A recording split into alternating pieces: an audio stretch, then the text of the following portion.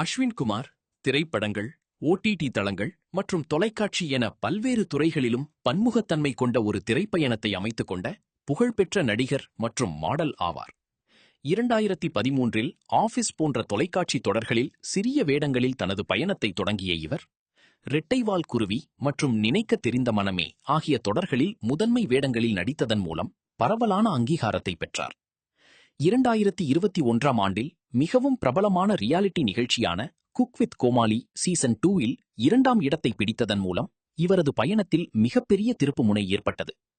இந்நிகழ்ச்சியில் ஷிவாங்கியுடனான on screen chemistry பரவலாக பேசப்பட்டது. தொலைக்காட்சியில் கிடைத்த இந்த வெற்றி மிக இயல்பாகவே ஒரு பிரம்மாண்டமான இணைய பிரபலமாக இவரை உயர்த்தியது. குட்டி பட்டாஸ், அடிப்பொலி, கிரிமினல் கிரஷ், யாத்தி யாத்தி மற்றும் பேபி நீ சுகர் போன்ற யூடியூபில் கோடிக்கணக்கான பார்வைகளை பெற்று சாதனை படைத்த ஆல்பம் வீடியோக்களின் மூலம் இணைய உலகில் ஒரு சென்சேஷன் என்ற தனது அந்தஸ்தை இவர் உறுதிப்படுத்திக் கொண்டார். தனது இணைய புகழை அடித்தளமாக கொண்டு அஸ்வின் திரைப்படத்துறைக்குள் அடியெடுத்து வைத்தார். ஓ காதல் கண்மணி, என்னை நோக்கி பாயும் தோட்டா, ஆதித்யவர்மா மற்றும் ஓ மணப்பெண்ணே போன்ற பெரிய பட்ஜெட் படங்களில் ஆரம்பத்தில் துணை கதாபாத்திரங்களில் நடித்த இவர் 2022ஆம் ஆண்டு வெளியான என்ன சொல்ல போகிறே என்ற திரைப்படத்தின் மூலம் முதன்மை நடிகராக தனது அதிகாரப்பூர்வ அறிமுகத்தை பதிவு செய்தார். நானியின் தயாரிப்பில் வெளியான தெலுங்கு தொகுப்பு தொடரான மீட் கியூட்டில் நடித்ததன் மூலமும், பிரபு சாலமன் இயக்கிய சிம்பி என்ற த்ரில்லர் படத்தில் தனது சிறப்பான நடிப்பிற்காக விமர்சகர்களின் பாராட்டை பெற்றதன் மூலமும் இவர் மிக விரைவிலேயே தனது நடிப்பு தளத்தை பன்முகப்படுத்திக் கொண்டார். தனது வெற்றி பயணத்தை தொடர்ந்து இவரது சமீபத்திய மற்றும் வரவிருக்கும் திட்டங்களில் தருணம் திரைப்படத்தில் முதன்மை வேடம், தூல்பேட் போலீஸ் ஸ்டேஷன் என்ற இணைய தொடரில் ஒரு முக்கிய கதாபாத்திரம் மற்றும் ஹாட்ஸ்பாட் 2 திரைப்படத்தில் இணை முதன்மை வேடம் ஆகியவை அடங்கும். இவை அனைத்தும் ஓடிடி தளங்கள் மற்றும் தமிழ் சினிமாவின் பிரதான திரைக்களம் ஆகிய இரண்டிலும் இவரது தொடர்ச்சியான இருப்பை உறுதிப்படுத்துகின்றன. அஸ்வினின் பேச்சு பெரும் சர்ச்சையை உருவாக்கியது. இச்சம்பவம் திரைப்படத்துறையில் அவரது ஆரம்பகால வளர்ச்சி வேகத்தை சிறிது காலம் தடை செய்திருந்தாலும், பிற்காலத்தில் அவரது திரைப்பயணத்தில் அவரே தன்னை நகைச்சுவையாக குறிப்பிடும் ஒரு அம்சமாக மாறியுள்ளது.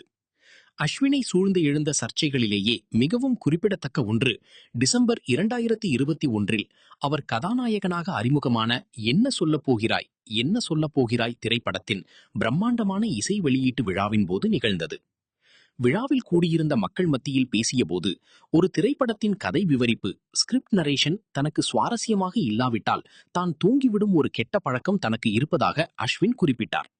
40 வெவ்வேறு இயக்குநர்கள் தங்களது கதைகளை விவரித்தபோது பாதி வழியிலேயே தான் தூங்கிவிட்டதாகவும், இறுதியாக இயக்குனர் ஏ ஹரிஹரன் தனது கதையை விவரித்தபோது மட்டுமே தான் விழித்திருந்து முழுவதையும் கேட்டதாகவும் அவர் கூறினார்.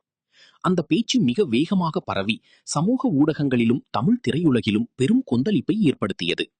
பார்வையாளர்கள், விமர்சகர்கள் மற்றும் பல முன்னணி இயக்குநர்கள் அவரது கருத்துக்களை கடுமையாக கண்டித்தனர். அவற்றை ஆணவம் நிறைந்தவை என்றும் தற்பெருமை கொண்டவை என்றும், எழுத்தாளர்கள் மற்றும் திரைப்பட தயாரிப்பாளர்களின் கடின உழைப்பிற்கு மிகுந்த அவமதிப்பை ஏற்படுத்துபவை என்றும் சாடினர். இணையவாசிகள் அவரை ஈவு இரக்கமின்றி கேலி செய்தனர். அவரை இகழும் விதமாக ஸ்லீப்பிங் ஸ்டார் என்று அழைத்தனர். இந்த தீவிரமான எதிர்ப்பை தொடர்ந்து அஸ்வின் ஒரு பொது வீடியோ விளக்கத்தை வெளியிட்டார். மேடையில் தான் மிகுந்த பதற்றத்துடன் இருந்ததாகவும், முறையாக தயாரிக்கப்பட்ட பேச்சை தான் வைத்திருக்கவில்லை என்றும், எந்த ஒரு இயக்குனரையும் இழிவுபடுத்தும் நோக்கம் தனக்கு ஒருபோதும் இருந்ததில்லை என்று கூறி அவர் தனது ஆழ்ந்த வருத்தத்தை தெரிவித்தார். அவரது சமீபத்திய திரைப்படமான ஹாட்ஸ்பாட் 2 மச்சின் விளம்பர பிரச்சாரத்தின் போது அந்த பழைய சம்பவம் மீண்டும் பேசுபொருளானது. இயக்குனர் விக்னேஷ் கார்த்திக் அந்த பழைய சர்ச்சையை சுட்டிக்காட்டும் விதமாக ஒரு நையாண்டி தருணத்தை அப்படத்தின் முன்னோட்டத்தில் வேண்டுமென்றே சேர்த்திருந்தார். அதில் ஒரு கதாபாத்திரம் அஸ்வின் ஏற்று நடித்த கதாபாத்திரத்தை தூங்கிவிட்டது குறித்து கிண்டல் செய்யும் வகையில் அமைந்திருந்தது. ஒரு விளம்பர பத்திரிகையாளர் சந்திப்பின் போது ஒரு நிருபர் மீண்டும் அந்த தூங்கிய சம்பவத்தை கிளறினார். அஸ்வின் வெளிப்படையாகவே தனது கோபத்தை வெளிப்படுத்தினார். அந்த நிருபரை நோக்கி திருப்பி கேள்விகள் எழுப்பினார். பல ஆண்டுகளுக்கு முன்பு நடந்த தான் வேண்டுமென்றே செய்யாத ஒரு தவறுக்காக பொதுவெளியில் மன்னிப்பு கோரி அதிலிருந்து தான் ஏற்கனவே மீண்டு வந்துவிட்ட பிறகும் ஊடகங்கள் ஏன் மீண்டும் மீண்டும் அதே விஷயத்தையே சுட்டிக்காட்டிக் கொண்டே இருக்கின்றன என்று அவர் ஆவேசமாக கேள்வி எழுப்பினார். இது போன்ற சுவாரஸ்யமான வீடியோக்களை பார்க்க எங்கள் சேனலை சப்ஸ்கிரைப் செய்யுங்கள். பக்கத்தில் இருக்கிற பெல் பட்டனை கிளிக் பண்ணுங்கள்.